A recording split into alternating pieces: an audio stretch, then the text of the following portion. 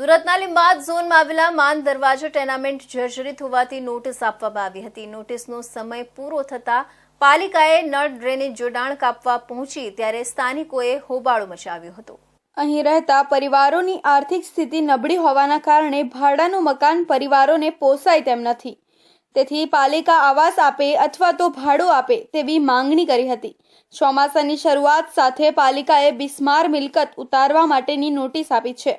તેમાં અઠવાડિયા પહેલા ફરી એકવાર માન દરવાજા ટેનામેન્ટના રહીશોને લેખિત બાદ મૌખિક નોટિસ આપી હતી। ટેનામેન્ટ બિસ્માર હોવા છતાં નબળી સ્થિતિના કારણે અનેક રહીશોએ મકાન ખાલી કરવાની સ્પષ્ટ ના પાડી દીધી છે। આજે નોટિસની સમય મર્યાદા પૂરી થતાં આજે લીંબાયત ઝોનના અધિકારીઓ કર્મચારીઓ ટેનામેન્ટના નળ અને ડ્રેનેજ જોડાણ કાપવા પહોંચ્યા હતા, જ્યાં લોકોએ ભારે હોબાળો મચાવી જ્યાં સુધી તેમને આવાસ કે મકાનના ભાડા નહીં મળે ત્યાં સુધી ટેનામેન્ટ ખાલી કરવાની સ્પષ્ટ ના પાડી દીધી હતી। માન દરવાજા ટેનામેન્ટના જોડાણ કાપવા આવેલા પાલિકાના કર્મચારીઓ સામે રહીશોએ રોષ ઠાલવ્યો હતો।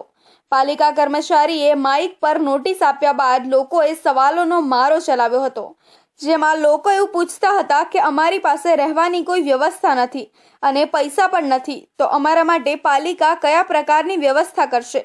આ ઉપરાંત આ ટેનામેન્ટમાં અનેક રહેવાસીઓ એવા છે કે જેઓ કમાતા નથી, તેની વ્યવસ્થા કઈ રીતે થશે? આ ટેનામેન્ટમાં વસવાટ કરતા અનેકની હાલત કફોડી છે, તો તેઓ માટે શું વ્યવસ્થા? તેની સામે પાલિકાના કર્મચારીઓ કોઈ જવાબ આપી શક્યા ન હતા। આ મુદ્દે હવે પાલિકા અને ટેનામેન્ટના રહીશો બંનેની હાલત કફોડી થઈ રહી છે।